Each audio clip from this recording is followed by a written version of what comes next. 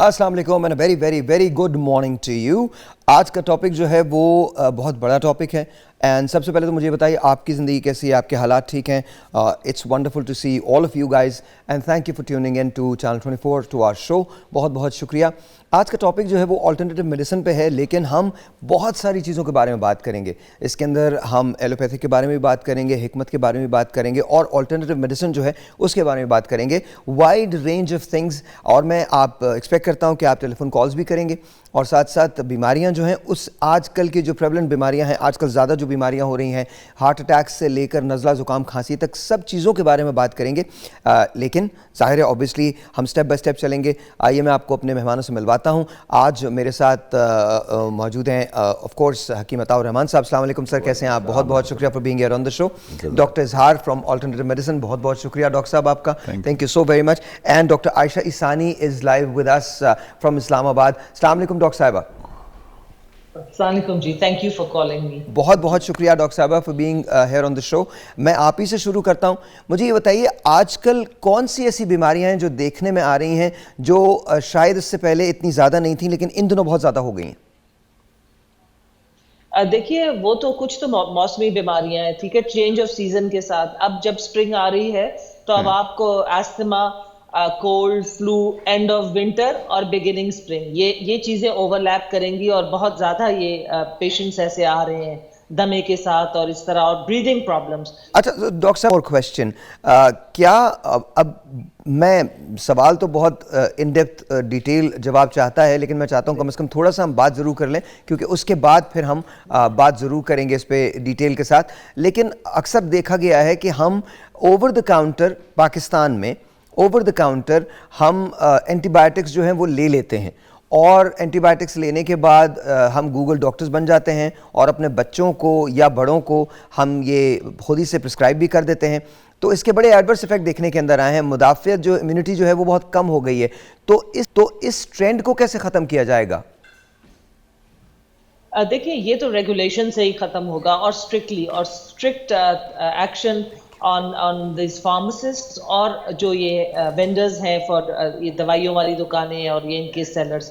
और उसका बहुत इजी सिस्टम है। I mean what ever input and output, तो जो चीज हो उसकी प्रिस्क्रिप्शन होनी चाहिए। आपने इतनी दवाई जो है एंटीबायोटिक उनको सप्लाई हुई और इतनी उन्होंने आगे सप्लाई आउट की, और जब तक ये नहीं होगा, so that is why we are saying chest and abdomen और पेट की, कुछ नहीं है तो सिप्रोक्सिन खा रहे हैं, कुछ नहीं है तो सेफ्स्पैन, एजोमैक्स खा रहे हैं। इस तरह है कि जैसे आप पैनाडोल ले रहे हो। So you are very right. जी, it's become like just pill popping culture here, and if this is not stopped, even little children are getting immunity problems. That's exactly right. Doctor साहब आपकी तरफ आता हूँ। मुझे ये बताइए कि अगर हम बात करते हैं ऑल्टरनेटिव मेडिसिन की, तो उसमें क्या क्या चीज़ें आती हैं? क्या उसमें होम्योपैथिक आता है, एलोपैथिक आता है, उसके अंदर हिकमत आती है, या उसके अंदर कोई ऑर्गेनिक ट्रीटमेंट्स आते हैं? ये क्या है क्या? जी थैंक यू वेरी मच साहिब भाई, बहुत शुक्रिया। देखिए ऑल्टरनेटिव मेडिसिन का जो कॉन्सेप्ट है वो पूरी दुनिया में बहुत ज़्यादा होने जा रहा है, बिकॉज कोरोना के बाद जो हेल्थ के कॉन्सेप्ट्स हैं वो पूरे दुनिया के चेंज हो गए ना, और हेल्थ जो है फर्स्ट प्रायोरिटी पे आ गई। तो उसमें देखा गया कि जो ऑलरेडी जो कन्वेंशनल मेथड ऑफ ट्रीटमेंट है, एलोपैथिक जिसे कहते हैं, तो वो जो है उसके साइड इफ़ेक्ट्स और उसके जो उनकी नुकसानात हैं उसकी वजह से काफ़ी ज़्यादा दुनिया में ये आजकल उनकी बहस चल रही है और काफ़ी ज़्यादा ये प्लेटफॉर्म पे चीज़ हो रही है कि उनके साइड इफ़ेक्ट से कैसे बचा जाए। तो दुनिया ने इसी तरह से जो उसके अल्टरनेटिव मेथड ऑफ ट्रीटमेंट्स हैं उन पे सोचना ज़्यादा शुरू कर दिया। लेकिन जो काम है ऑलरेडी हो रहा था पूरी दुनिया में, और इसमें जो WHO है, वर्ल्ड हेल्थ ऑर्गेनाइजेशन, उसके अप्रूव मेथड ऑफ ट्रीटमेंट्स हैं जो अल्टरनेटिव मेथड ऑफ ट्रीटमेंट्स हैं। फॉर एग्जांपल मैं कुछ के नाम लेना चाहूँगा ताकि लोग जो हैं उनको पता चल सके, और डिफरेंट कॉन्टिनेंट जो हैं उनके एरियाज़ में, जैसे TCM है, ट्रेडिशनल चाइनीज़ मेडिसिन, तो उसकी जो हिस्ट्री है रिकॉर्डेड वो मोर देन 5000 ईयर्स है, ठीक है। इसी तरह से रिलीजन्स कंसर्न जो चीज़ें हैं वो भी हैं, जैसे कपिंग थेरेपी है, डिटॉक्स थेरेपी है, इसी तरह से ऑक्यूपेंचर है, जिसे हम हिजामा कहते हैं। हिजामा कहते हैं। ठीक है। इसी तरह से ऑक्यूपेंचर है, इसी तरह से होम्योपैथी है। Homeopathy is the very safe method of treatment around the globe. जैसे इनकी ब्रिटिश, अच्छा अभी हम इस पे आएंगे, गॉट इट। हम हकीम साहब आपकी तरफ आते हैं। अक्सर लोग ये कहते हैं कि मरीज जब तक अच्छा होता है तब तक वो जा चुका होता है, अगर आप हिकमत की तरफ चले जाएं, बिकॉज इलाज बहुत डिलेड है। एलोपैथिक की जो मकबूलियत है वो इसलिए ज़्यादा मकबूल है क्योंकि इट्स वेरी फास्ट, उसकी जो डिलीवरी है वो बहुत फास्ट है, बहुत टारगेटेड है, और ज़ाहिर है बेशुमार मरीज़ हैं जो इससे बच जाते हैं। एंड ऑफ कोर्स अगर हम उस तरफ आ जाते हैं जहाँ हड्डियों का मामला है एंड ऑल दैट, तो वहाँ पर फिर हिकमत जो है वो बहुत कम, ऑपरेशन के मामले हैं वहाँ हिकमत जो है वो थोड़ा सा ज़रा दूसरी तरफ जाती है। तो प्लीज़ डू टेल, क्या ऐसा दुरुस्त है या सिर्फ हमारा ख्याल है ये? जी बिस्मिल्लाहिर्रहमानिर्रहीम। अच्छा मैं बहुत ओपनली बात करूंगा तो ओपनली ही बात करनी है। ओपनली इंशाल्लाह जो बात होगी ग्राउंड रियलिटी में होगी। साहिद भाई देखें, लोगों का ये जो कॉन्सेप्ट है ना कि हिकमत की दवाइयाँ खाने से बहुत देर से आराम आता है जी, तो ये गलत कॉन्सेप्ट है, ये गलत है, 100% गलत है। देखें दो चीज़ें हैं, लोग हमारे सेल्फ मेडिकेशन के आदी हैं। मिसाल के तौर पे खांसी का सिरप है, जस्ट लाइक कोई भी नाम है, उसको एक घर का फर्ज ठीक होता है ना, तो वो अपने खुद डॉक्टर बनकर अपनी फैमिली में रिकमेंड करता है। Agreed. आप देखें 3 किस्म की खांसी है, एक ड्राई कफ है, एक प्रोडक्टिव कफ है, एक एलर्जी कफ है। अब ड्राई कफ वाला लुब्रिकेंट सिरप तो ले लेगा, लेकिन जिसको प्रोडक्टिव कफ है उसको आप वो नहीं दे सकते। हमारे अंदर तिब के अंदर सिंपल सी बात यह है कि किसी भी चीज़ को मजाज के मुताबिक दिया जाए। देखिए दो चीज़ें हैं, एक होता है मेडिसिन का टेम्परामेंट और एक होता है पेशेंट का टेम्परामेंट। हमारा काम है कि पेशेंट के टेम्परामेंट के साथ मेडिसिन का जो टेम्परामेंट है उसको कोरिलेट करना, ये हमारी एक्सपर्टीज है। और यहाँ ही पे लोगों के अंदर इशू है कि लोग सेल्फ मेडिकेशन से जब निकलेंगे बाहर तो यकीनन जो है ना वो एक्यूरेसी की तरफ आ जाएंगे। और तिब्ब यूनानी के अंदर अल्हम्दुलिल्लाह ऐसे ऐसे नुस्खे मौजूद हैं कि जो with in first dose effect करते हैं। कोरोना के अंदर कहवे ऐसे थे जिन लोगों का सांस में घुटन सफोकेशन आ रही थी, उन लोगों ने कहवा पिया है और फौरी तौर पर उनका सांस बहाल हुआ है। हमारे बड़े बड़े ज़बरदस्त नुस्खे हैं। तो ऐसी कोई बात नहीं है कि तिब्ब यूनानी के अंदर जो है ना देर से आराम आता है। अच्छा हम एक काम करते हैं, एक छोटा सा हम ब्रेक लेते हैं। जब ब्रेक के बाद वापस आते हैं तो फिर मैं डॉक्टर साहब की तरफ जाऊंगा, बात करेंगे टारगेटेड डिजीज़ की कि जाहिर है जो हम बहुत प्रेवलेंट देखते हैं उसके अंदर डायबिटीज़ का मसला बेतहाशा है। तो let's talk about diabetes first, उसके बाद हम हार्ट की बात करेंगे, उसके बाद हम बाकी जो तमाम बीमारियां उसके बारे में बात करेंगे। अगर आप हमें कॉल करना चाहते हैं तो definitely you have the number, you can give us a call. छोटा सा एक ब्रेक है, आपसे मिलते हैं ब्रेक के बाद, विल बी राइट बैक।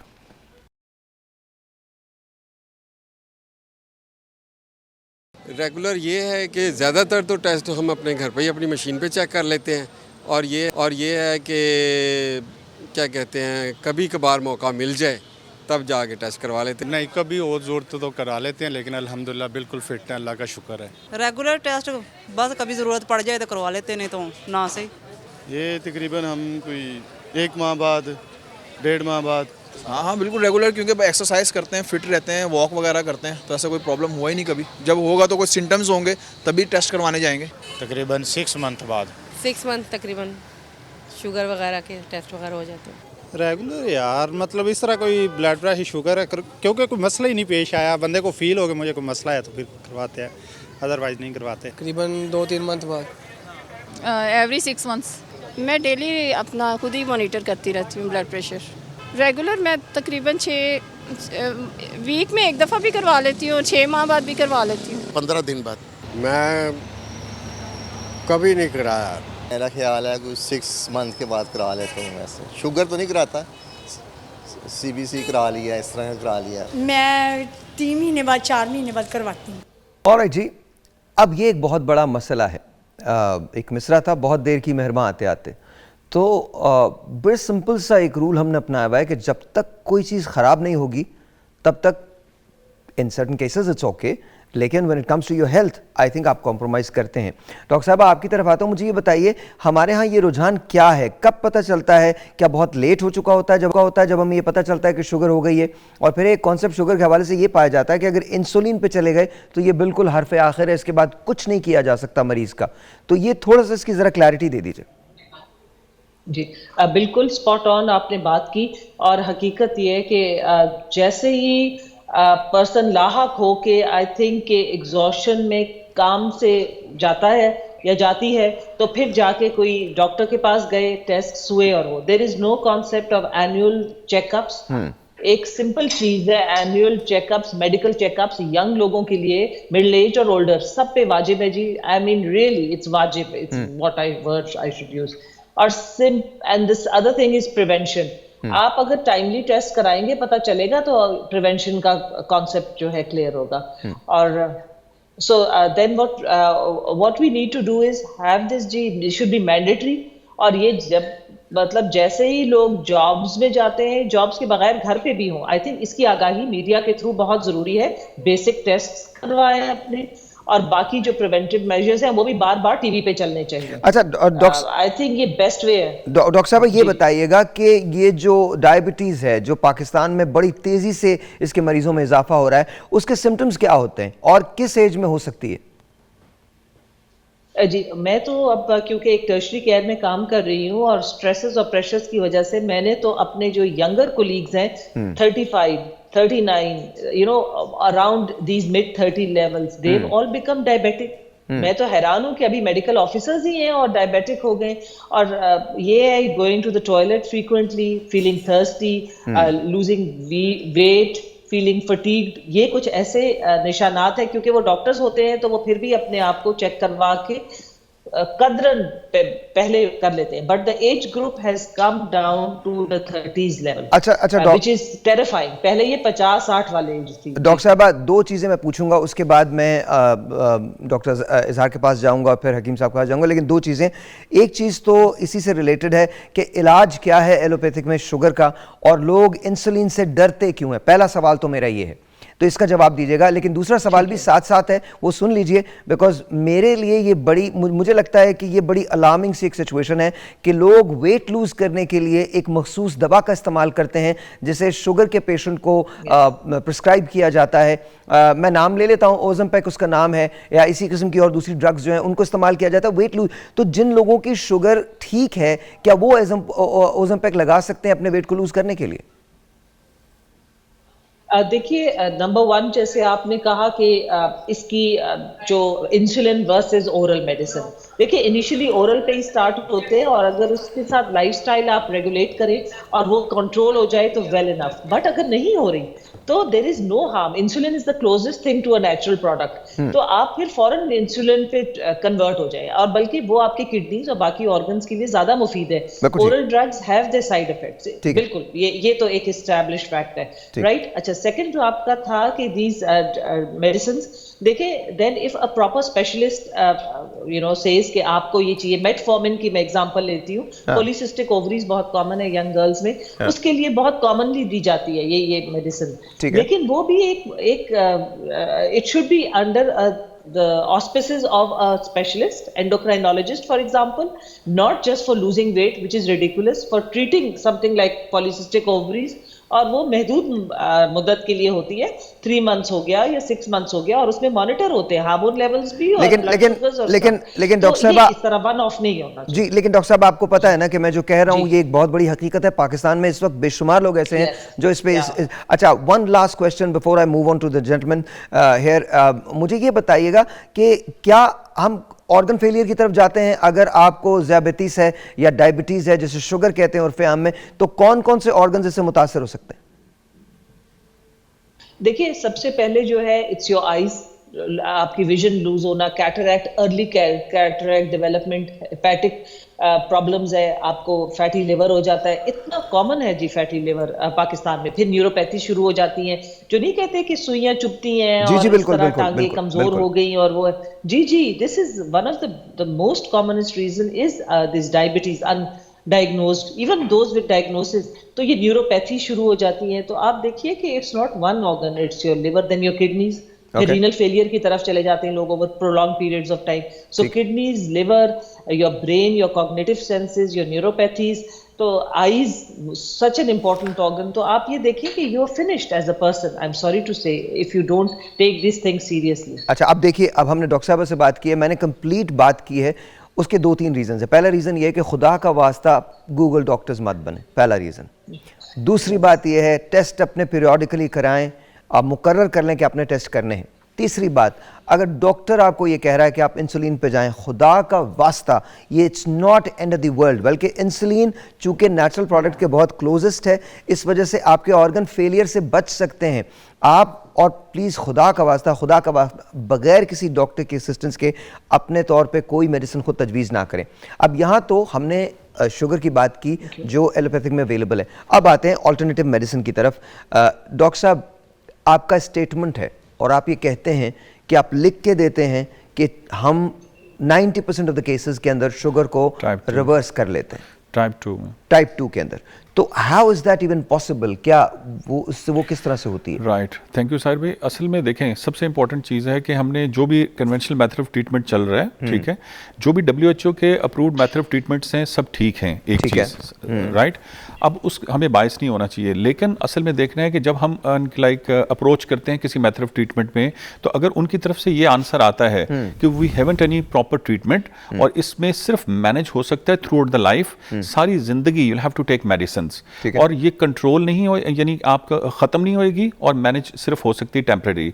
अब उसमें दो चीजें आती हैं, जब वो चीज डिजीज ठीक ही नहीं हो सकती तो क्या आपके पास दूसरा मेथड ऑफ ट्रीटमेंट अवेलेबल है अप्रूव्ड, लाइक आपकी कंसर्न गवर्नमेंट का और इंटरनेशनली, एक चीज़।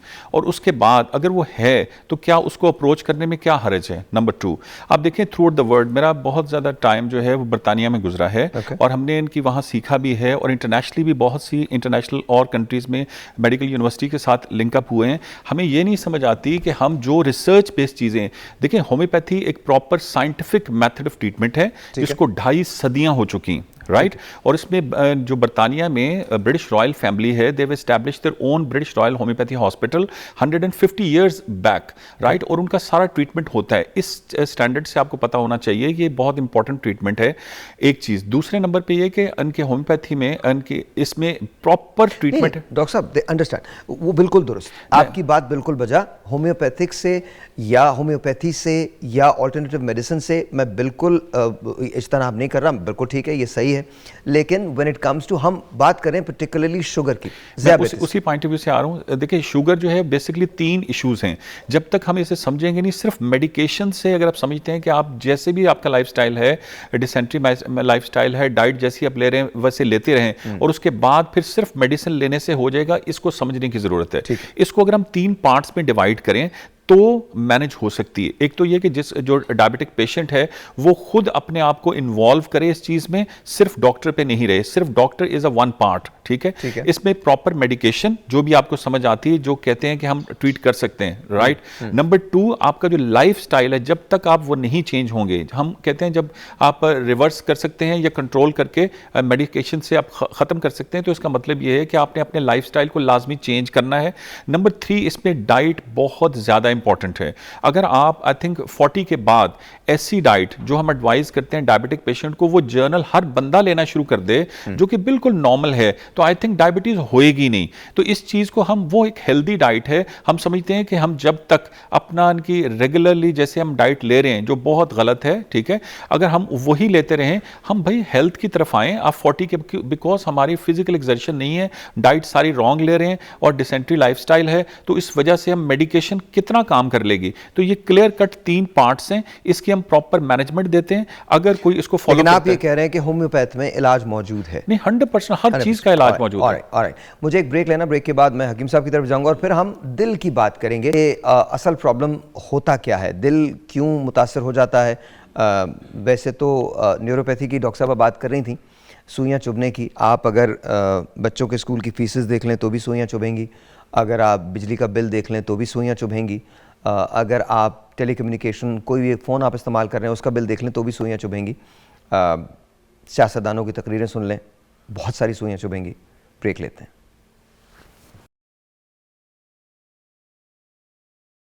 ऑलराइट जी, वंस अगेन वेलकम बैक। हकीम साहब, आप सर तो खमीरे देते हैं सर, अक्सर खमीरों के बारे में ये कहा जाता है कुट के शुगर पे होती है, कुट के होती है जी।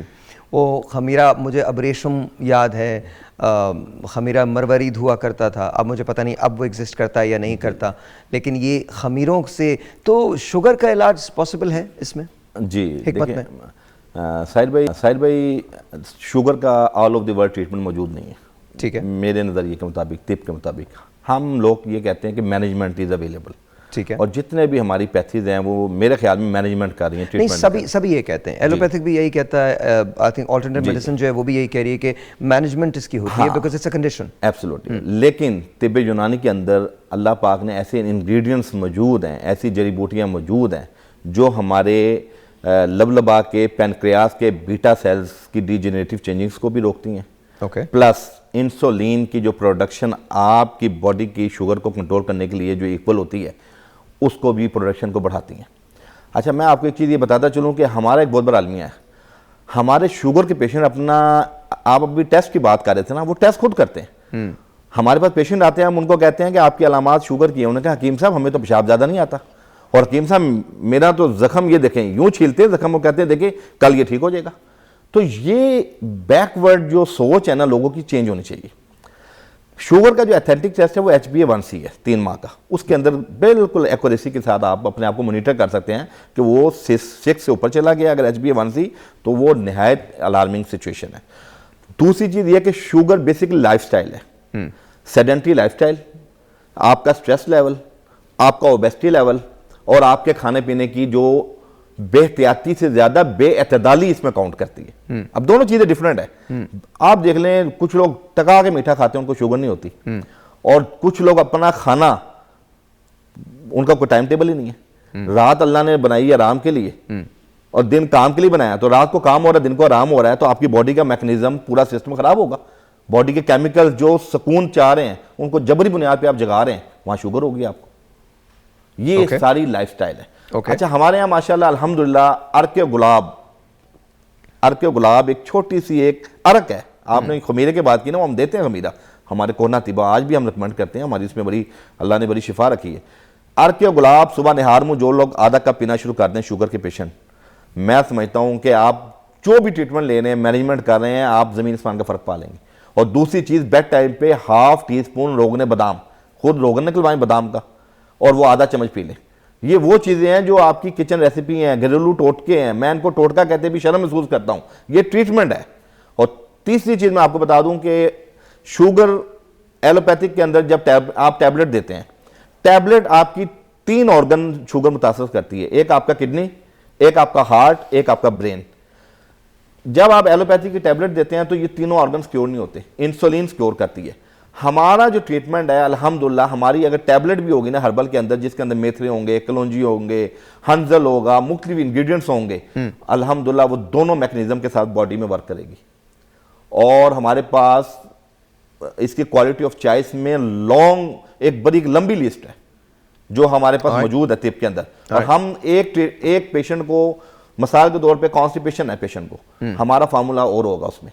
मिसाल के तौर पर ब्रेन के इश्यूज हैं, स्ट्रेस लेवल है, तो उसके अंदर हमारा शुगर का फार्मूला और होगा। नहीं, लेकिन ये तो तमाम चीज़ों में ना, ये तो अगर मैं ऑल्टरनेटिव मेडिसिन की बात करूं तो उसमें भी अगर हम फर्ज करें हम होम्योपैथी में चले जाते हैं तो वहाँ भी हर बीमारी को ट्रीट करने का बिल्कुल दूसरा अंदाज है। एलोपैथिक में चले जाएं तो उसको हर बीमारी को एक फार्मूला तो सबके लिए अप्लाई नहीं हो सकता। बिल्कुल। तो ये है कि हम अल्हम्दुलिल्लाह शुगर के अंदर पेशेंट्स को मैनेजमेंट कर रहे हैं। और अल्हम्दुलिल्लाह हमारा एक बहुत बड़ा अलमिया ये है कि हमारे पास मरीज़ कब आता है हकीमों के पास, जब पूरे डॉक्टर्स से मायूस होके, जब दवाई कंट्रोल ना करी हो, या मर्ज जो है वो करीबुल मर्ग मरीज हो जाता है, तो वो कहता है चलो वो हकीम साहब ने चेक करवा लिए। ये एक बहुत बड़ा अलमिया है। जब मरीज इनिशियली हमारे पास आएगा तो हमारा भी आजमाइश कम होगी और हमें मरीज को ठीक करने में बड़ी मामला साबित होगी। अच्छा जी, मैंने तीनों जो ख्यालात हैं वो आपके सामने पेश किए हैं तीनों, और एलोपैथिक में आपको पता ही है कि वो मैनेज किया जा सकता है, जो अल्टरनेटिव मेडिसिन है या होम्योपैथी है उसके अंदर भी मैनेज किया जा सकता है, और हकीम साहब ये कह रहे हैं कि वहाँ भी उनके यहाँ भी मैनेजमेंट होती है। अब ये पाकिस्तान के अंदर बेतहाशा है शुगर, उसकी वजह से जो कॉम्प्लिकेशंस होती हैं वो बेतहाशा होती हैं। दूसरी चीज़ जो बड़ी इंपॉर्टेंट है, जो पाकिस्तान में अब बहुत ज़्यादा पाई जाती है, वो है दिल का दौरा। इसके असबाब क्या होते हैं, इसकी वजूहात क्या होती हैं, क्या इसका कोई अर्ली सिम्टम है? तो सबसे पहले तो हम ये बात कर लें, तीनों से मैं ये पूछूंगा। Will start with doctor Ayesha, लेकिन एक छोटा सा ब्रेक लेते हैं। ब्रेक के बाद जब वापस आते हैं तो डॉक्टर साहब कि इसका सिम्टम्स क्या होते हैं, क्या दिल के दौरे जैसी चीज़ आपको पता चल सकती है कि आपको दिल का दौरा हो सकता है? ब्रेक के बाद। बड़ा इंपॉर्टेंट क्वेश्चन है कि जी क्या दिल का दौरा बताया जा सकता है कि कब होने वाला है? क्या ऐसी कोई पॉसिबिलिटी है? मैं इस वक्त जेनेटिक साइंसेज की तरफ नहीं जाऊंगा क्योंकि वहाँ तो बहुत सारी चेंजेस आई हुई हैं और अगर वो हम बात करेंगे तो बहुत टेक्निकल हो जाएगी, लेकिन आम आदमी के लिए हम बात कर रहे हैं तो उसके लिए मैं डॉक्टर साहबा की तरफ जाता हूँ। डॉक्टर साहबा, क्या ऐसा पॉसिबल है कि इंडिकेशन मिल सकें कि जी हो सकता है कि आपको दिल का दौरा हो जाए? जी बिल्कुल, इसके डिफरेंट सिम्टम्स ये हैं कि वो जो पेन होता है left side of the chest radiating down the arm, ये तो टिपिकल है। साथ ठंडे पसीने आ रहे होते हैं, हाँ। आपका ब्लड प्रेशर एकदम लो हो जाता है actually, yes, and you start fainting और pain, extreme pain as well. जो डायबिटिक्स है उनमें पेन नहीं होता। That's exactly right। अच्छा, मैंने डॉक्टर साहबा मैंने जानबूझ के डायबिटीज को पहले रखा था क्योंकि असल मसला जो आता है वो ये आता है कि डायबिटीज के जो पेशेंट होते हैं उनको दर्द महसूस नहीं होता, तो वो दिल के दौरे से कैसे बचेंगे? जी, तो उनका एग्जैक्टली ये वो ज्यादा प्रोन है, इसलिए उनको तो ज्यादा ख्याल रखना चाहिए। एकदम ब्लड प्रेशर ड्रॉप होना, ठंडे पसीने आना और आपका बिल्कुल जैसे सिंकपी कहते हैं, यानी कि बेहोशी हो रही, वेजोवेगल से शॉक में जा रहे होते, उनकी इस तरह की प्रेजेंटेशन होती है। बेशक पेन ना हो, लेकिन आप जैसे देखते हैं दो चीजें हो सकते हैं, या तो ब्लड शुगर ड्रॉप कर गई है या फिर हार्ट अटैक हो रहा है आप, तो ये बहुत जरूरी है कि ये लोग इस पे जो है एजुकेटेड हो। अच्छा, ये तो अलामात हैं, ये तो आपने साइंस बताया कि जी इसकी क्योर क्या होती है, कितनी किस्म के हो सकते हैं? एंजाइना और दिल के दौरे में क्या फ़र्क है? जी, एंजाइना जो है वो ट्रांजिएंट दिल का दौरा है, यानी कि थ्रोम्बस होता है, यानी क्लॉट होता है। जैसे ब्लड वेसल्स हैं दिल में के अंदर भी ब्लड वेसल्स हैं, हाँ। जब वो वेसल्स क्लॉट हो जाती हैं तो वो वहाँ वो दिल के हिस्से को ब्लड नहीं फराहम होता और वो इन्फेक्शन हो जाती है, जिसको हार्ट अटैक का लेमैन टर्म कहा जाता है, और वो इरिवर्सिबल होता है। अगर इन्फेक्शन हो जाए इरिवर्सिबल है, लेकिन एंजाइना इस तरह होता है कि छोटे क्लॉट्स हुए, ट्रांजिएंटली बंद हुआ और आगे पास हो गए और आप लकीली बच गए। ये सारी एंजाइना की सूरत में जो है आपको अपना जाके फौरन दिखाना चाहिए। ये आप शुक्र करें जिन लोगों को ये अलामत मिल जाती है, एंजाइना की वार्निंग मिल जाती है, तो वो आगे प्रिकॉशंस ले सकते हैं और फौरन जाके आपने अपना ईटीटी कराना। देखिए, हम एकदम एंजियोग्राफी की तरफ सब लोग दौड़ते हैं, वो नहीं है। लैब्स करना, ईटीटी करना, ईटीटी एक्सरसाइज टॉलरेंस टेस्ट बहुत इंपॉर्टेंट है। उसी में आपको ये बेहोशी और ये सिम्टम शुरू हो जाते हैं जिनकी ब्लॉकेजेस क्रॉनिक या परमानेंट डेवलप हो रही होती हैं, और उसके बाद उसके हिसाब से आगे ट्रीटमेंट रिजल्ट्स के हिसाब से। एको भी है, लेकिन एको में फिर भी इस तरह नहीं पता चलता, डैमेज के बाद ज्यादा पता चलता है। अच्छा, ये थोड़ा क्लैरिटी चाहिए व्यूअर्स को भी। अच्छा डॉक्टर साहबा, इसके बाद मैं ब्लड प्रेशर की बात करूंगा because there is a reason why I am connecting all these. अच्छा, मुझे ये बताइएगा कि अगर आपका कोई वाल्व क्लॉग्ड हो जाए या उसके अंदर कोई प्रॉब्लम आ जाए तो फिर उसको सही करने के लिए तरीक़ेकार कितना अवेलेबल है और कितना एक्सपेंसिव होता है, और क्या गवर्नमेंट हॉस्पिटल्स अवेलेबल हैं जो ये सब कुछ? मैं जवाब तो मैं जानता हूं, लेकिन चूंकि हम लेमन की बात कर रहे हैं इसलिए ये इत्तला पहुंचना बहुत जरूरी है। देखिए, दो एस्पेक्ट्स हैं। एक वाल्व की बीमारी, वो यूजुअली जो है वो बचपन से होती है और तरह लेट मैनिफेस्ट होती है, माइट्रल वाल्व, एओर्टिक वाल्व वगैरह हो गया, उसकी भी बिल्कुल वाल्वेक्टमी होती है, सर्जिकल प्रोसीजर होता है और वो है गवर्नमेंट हॉस्पिटल्स में, और वाल्व डाल दिया जाता है। दूसरी चीज है जो शारक वगैरह है, हार्ट की द वेसल्स वो ब्लॉक होती हैं, which are primary cause of the heart attack, और उसके लिए स्टेंट्स हैं। स्टेंट्स का तो सबको पता है, और उनकी डिफरेंट टाइप्स हैं। ड्रग अलूटिंग स्टेंट्स होते हैं, और वो अब तो तकरीबन सब ड्रग अलूटिंग है, और कॉस्ट भी काफी रिड्यूस हो गई है, और वो भी गवर्नमेंट हॉस्पिटल्स में है, और इलाज वहाँ ये मौजूद है, वेल इक्विप्ड होते हैं। अच्छा, जहाँ कार्डियक सेंटर हो, ये भी जरूरी है कि कार्डियक स्पेशलिस्ट। ठीक है, बहुत ज़्यादा लोग नहीं, लेकिन मैंने चंद लोगों को ऐसा कहते हुए सुना है, अगर उनको एंजाइना पेन होता है उसको इग्नोर करते हैं, तो और वो अपने आप पे ये लेने की कोशिश करते हैं कि मेरी एंड्योरेंस पेन के लिए बहुत ज़्यादा है, या वो तकलीफ़ नहीं देना चाहते, या वो किसी वजह से स्कैर्ड होते हैं। क्या एंजाइना जैसे पेन को, या अगर ऐसे कोई सिम्टम्स हों जिसके अंदर आपको लगे, क्या उसको इग्नोर करना चाहिए किसी भी तौर पे? बिल्कुल इग्नोर नहीं करना चाहिए जी। बहुत कॉमन है कि हर एक आदमी, लॉट ऑफ, नॉट हर एक बट मेजॉरिटी से एपिगैस्ट्रिक पेन को एसिडिटी है, गैस है, तो ये बहुत एक मिसनोमर है जिसको जो है एंजाइना के साथ ये कर लेते हैं, क्योंकि वो ट्रांजिएंट होता है, चला जाता है। तो प्लीज हर चीज को एसिडिटी और गैस इन द स्टमक के साथ मत करें, और फौरन अपना एक बेसिक टेस्ट है UTT, it's not even that expensive, labs हैं, अपनी जान से बेहतर क्या है। जाके वो आप करवाएं और इसको लाइटली बिल्कुल ना लें। ये प्रिकर्सर है towards a permanent damage to अच्छा heart। डॉक्टर साहबा मुझे ये बताइएगा, एक आम आदमी जो बिल्कुल ठीक है, जिसे कभी शिकायत नहीं है, लेकिन उसको हल्का हल्का सर में दर्द रहता है और कभी कभी ऐसा फील होता है उसको कि जैसे उसके ब्लड में कोई फिशार है या कुछ ऐसा प्रॉब्लम उसको आता है, उसको इको करवाना चाहिए? जी, आपने हाइपरटेंशन की ज्यादा अलामात की तरफ आप गए हैं, तो ब्लड प्रेशर तो एक बेसिक है, जिस तरह के आपका ब्लड सीपी, चेस्ट एक्सरे और ब्लड प्रेशर लेना और टेम्परेचर लेना, ये तो एक बेसिक है। If you feeling even little bit unwell you should have this done. तो जो आप जिस तरह कह रहे हैं कि एको का कोई हर्ज नहीं है, एको इज गुड, बट याद रखिए वो ज्यादातर अगर किसी का कंजेनिटल हो या ओवर द टाइम कोई डेवलप हो, चेंजेस लेटर डेवलप होती हैं। तो हाइपरटेंशन तो ब्लड प्रेशर सिंपल भी जो है ना वो आपको बहुत बेहतर बता सकती है। अच्छा मैंने ये बात क्यों की थी, because I have gone through a process, और मेरे पिछले 4 महीने जो गुजरे हैं वो बहुत टफ गुजरे हैं। I have gone through an episode of खैर बहरहाल, तो उसमें जब मेरा एको हुआ तो मेरा जो लेफ्ट वेंट्रिकल था वो बढ़ा हुआ था। उन्होंने फिर ये कहा कि आपका ब्लड प्रेशर का प्रॉब्लम है, जो कि मुझे कभी ज़िंदगी में नहीं रहा। आई यूज़ टू रन लाइक, और अब अल्हम्दुलिल्लाह मैंने दोबारा से भागना शुरू किया, रनिंग शुरू की है। मैं 12 से 18 मील every single day I have run, every single day. लेकिन मैं इसलिए हेल्थ के बारे में ये शोज़ करता हूँ बिकॉज़ मुझे लगता है कि हम लोग बहुत ज़्यादा अनअवेयर होते हैं, अवेयर होते हुए भी हम टालते रहते हैं चीज़ों को। मैं एक ब्रेक लेता हूँ, ब्रेक के बाद मैं डॉक्टर इजहार से पूछूंगा कि सर क्या ऑल्टरनेटिव मेडिसिन में, होम्योपैथ में दिल के जुमला अमराज की कोई दवा अवेलेबल है? क्या हम उससे बच सकते हैं? क्या उसकी कोई दवा अवेलेबल है? अगर कोई बंद वाल्व है क्या उसे खोला जा सकता है? ब्रेक के बाद।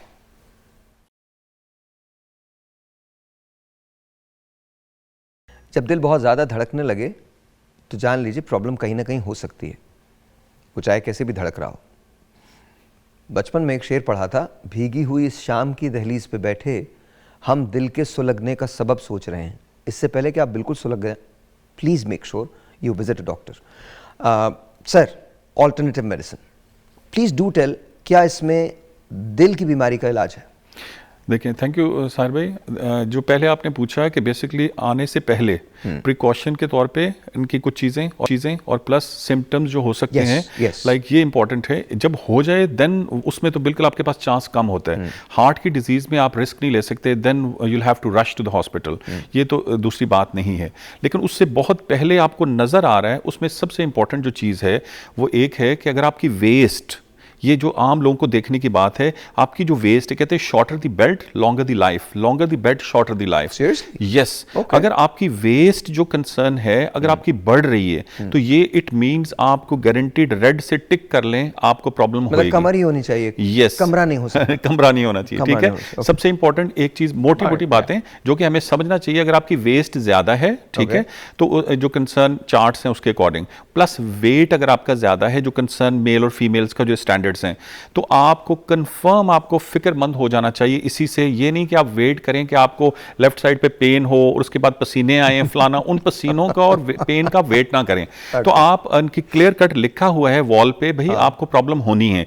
उसके बाद आप सीढ़ियां चढ़ते हो, अगर आपका सांस फूल रहा है और कोई प्रॉब्लम आ रही है, आप ज्यादा वॉक नहीं कर सकते, भाग नहीं सकते, तो इट मींस कि आप जो स्टैंडर्ड हेल्थ है उस पे कतन पूरा नहीं है। तो आप एक काम तो ये करें कि आप अपनी हेल्थ पे तवज्जो दो, फिजिकल एक्सर्शन जो है वो जरूर करना शुरू करें। अच्छा, उसमें होता है कि कुछ लोग होते हैं कि ये सियासतदानों के लिए भी कह रहे हैं आप? ये सबके लिए कह रहे हैं, जो वो भी इंसान है, जाहिर उनके लिए भी है। अच्छा, वो हैं? जी जी, है इंसान। तो एक I just want to know, because you know मेरे लिए नई इंफॉर्मेशन है, बिकॉज़ वो हमें तो बिल्कुल नहीं समझते। मैं तो आपको गारंटी लिख के दे सकता हूं, हमें तो बिल्कुल नहीं समझते। हमें तो उन्होंने एक ऐसी जगह ला के छोड़ा है। हम में और चांद में क्या फ़र्क है? चांद हमसे ज़रा दूर है, हालात हमारे एक ही जैसे हैं। चांद पे बिजली नहीं है, हमारे यहाँ भी नहीं है। चांद पे मतलब बहुत कुछ अब नापैद होता जा रहा है, हमारे यहाँ भी होता जा रहा है। जी सर, सॉरी। तो एक तो ये कि दूसरी जो बात है उसमें रेगुलर जो टेस्ट की बात है, इसमें कोई दूसरी बात नहीं। कम से कम जितने आप एक्सपेंस हम करते हैं उसमें से बहुत बेसिक, जैसे कोलेस्ट्रॉल लेवल आपको लाजमी, जो सबसे इग्नोर्ड चीज़ है वो कोलेस्ट्रॉल है। हम कहते हैं कि हमें पता, क्योंकि उसका ऐसे सिम्टम उस तरह से नहीं होते। बीपी, अगर आपका सर दर्द हो रहा है और कोई प्रॉब्लम है तो आपको लगता है मुझे बीपी हो गया, लेकिन कोलेस्ट्रॉल जो है, आपका जो ब्लड जो है गाढ़ा होता है, तो इट मीन्स कि आपके हार्ट को पंप करने के लिए पावर ज़्यादा लगानी पड़ रही और आपकी वेसल्स को प्रॉब्लम होएगी। तो एक तो आप अपना इनकी कोलेस्ट्रॉल को लाजमी चेक करें, उसके बाद बीपी, ये जैसे कहते हैं इनकी साइलेंट किलर है, आपको बाज़ को पता ही नहीं चल रहा होता है, मतलब सर दर्द हो रहा है, आपने पैराडोल ले लिया, कोई और पेन किलर ले लिया, ठीक है, तो वो आप इग्नोर कर रहे होते मेरे हैं। ख्याल में साइलेंट किलर तो शुगर भी है जी, उस नहीं, शुगर तो एक प्रॉपर डिजीज है, उस पे जाके तो फिर आपको बहुत रेड अलर्ट होना चाहिए। ठीक है। इसी तरह से ये सिम्टम्स इनकी जनरली आपको पता होने चाहिए होने से पहले, ठीक है, एक चीज। दूसरा, उसको प्रिकॉशन के तौर पे हम जैसे हम कहते हैं कि like food as like a medicine अगर हम लें, तो उसमें जैसे इनकी आप लेसन जो है वो एक आपके किचन में एक जनरली बहुत इंपॉर्टेंट एक मेडिसिन है। हम इसको भी, इनको भी मेडिसिन समझें, जो किचन में चीजें हैं ये मेडिसिन है प्रॉपर। आप बिल्कुल दुरुस्त कह रहे हैं, गार्लिक टैबलेट्स आर देयर। मैं आपको बताऊं, बल्कि मेरे फादर जिनको वो अब तो मैं भी हाइपरटेंसिव हूं, लेकिन मेरे फादर को मैं हमेशा जब भी मैं यूएस जाता हूं तो मैं वहां से वो एक ब्रांड है उसका मैं वो लेके आता हूं, और अब अपने लिए भी लानी पड़ेगी जी। अच्छा, उसमें होता है कि जब गार्लिक आप लेते हैं, बाज़ का होता है कि आप गार्लिक के इनको कहते हैं एसिडिटी हो गई ना, तो उसमें आप शुगर जो कोटेड आप गार्लिक अगर टैबलेट्स ले लेते हैं ऑर्गेनिक और हर्बल, ठीक है, तो वो डेफिनेटली आपको जो लार्ज इंटेस्टाइन है उसमें जाके खुलती है, तो उस वजह से एसिडिटी से आप बच सकते हैं, ठीक है, राइट। एक तो ये है कि आप रेगुलरली ये चीज़ यूज़ करें, ठीक है, इससे आपका ब्लड जो है ना, आप ब्लड कोलेस्ट्रॉल को आप उनकी थिन रखें, कंट्रोल रहे, एक चीज़। उसके बाद बीपी हर शख्स चेक कर सकता है अपना, उसको आप उनकी चेकिंग में रखें, और अपनी वेस्ट और वेट को कम रखें, एक चीज़।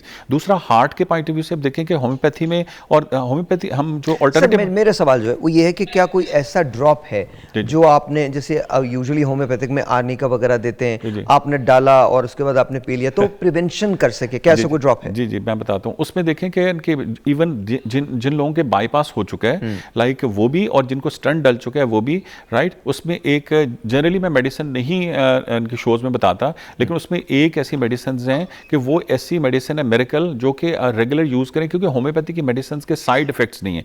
That was the reason. सिर्फ एक मेडिसिन मैं शेयर करना चाहूंगा हार्ट के पॉइंट ऑफ व्यू से, जो कि पूरी दुनिया में पॉपुलर है, और एलोपैथिक वर्ड में भी दूसरी क्या है? वो क्रेटिगस मदर टिंक्चर। क्रेटिगस एक कन की लाइक ड्रॉप्स हैं, ठीक है, और उसका जो मदर टिंक्चर फैक्टर है, हाँ, वो अगर आप लेना शुरू कर दें तो आप में बहुत से हाई। क्या ये अवेलेबल है? जी, बिल्कुल तमाम स्टोर्स पे। It has to be Schwabe या somebody else? जी, नहीं, आप लोकल भी हैं, और श्वाबे की इंपोर्टेड मेडिसिन जर्मन की भी हैं और लोकल भी हैं, तो वो इक्वली गुड। आप अच्छी कंपनीज की आप लें, बिल्कुल। मैं बहुत से हाई ऑफिशियल से मिला हूँ, और रेगुलर जो मेरे पेशेंट्स भी हैं सारे, वो ऑलरेडी रेगुलरली ले रहे हैं, और कहते हैं हम उनके बाईपास हुए हमें 20 साल हो गए, राइट, और हम उनकी क्रेटिगस की मदर टिंक्चर ले रहे हैं, उसके बाद हमें कभी कोई प्रॉब्लम नहीं हुई। अच्छा, और इस मेडिसिन के साइड इफेक्ट्स नहीं है? नहीं, होम्योपैथिक की तमाम मेडिसिन के proven, scientifically proven no side effects. ये सबसे इंपॉर्टेंट, हमें इस चीज पे जो हम जोर देते हैं कि भाई अगर आप होम्योपैथी मेडिसिन लेते हैं तो इसमें प्रूवन साइंटिफिकली साइड इफेक्ट्स नहीं है। अगर आप कोई भी ट्रीटमेंट ले रहे हैं, जैसे डायबिटीज का ले रहे हैं, हार्ट का ले रहे हैं, हाइपरटेंशन के ले रहे हैं, कुछ भी, तो कम से कम सबसे बड़ा एडवांटेज ये है कि साइड इफेक्ट से आप सेफ रहेंगे। अच्छा, मैं आपको एक और बात रिक्वेस्ट आपसे करता हूं, ये हमारा मॉर्निंग शो है, यहाँ जो डॉक्टर्स हैं वो अपनी राय का इजहार कर रहे हैं, इनको आपकी हिस्ट्री नहीं पता है, सो प्लीज़ अंडरस्टैंड, इनकी बात सुन के दौड़ मत पड़िएगा मेडिसिन लेने के लिए। प्लीज़ मेक श्योर कि अगर आपको कोई भी चीज़ इस्तेमाल करनी है, कोई भी चीज़, चाहे वो हिकमत की हो, चाहे वो एलोपैथिक की हो, चाहे वो होम्योपैथ की हो, please consult a doctor, please consult a physician, please consult a हकीम, प्लीज़ उनको आप अपनी तमाम चीज़ें दें, बिकॉज ये दिस इज़ योर लाइफ, ये आपकी ज़िंदगी है। सर, आपकी तरफ आता हूँ, क्या हिकमत में दिल के दौरे का इलाज है सर? जी साहिर भाई, दिल के दौरे के वाले से ये बता दूँ कि तकरीबन हमारा जो लाइफस्टाइल आजकल लोगों का है ना, उसमें मोर देन 70% लोग दिल के आर्जे में मुब्तला हैं। ओके। किसी की आर्टरीज 20% ब्लॉक हैं, किसी की 30%, किसी की 40%, लेकिन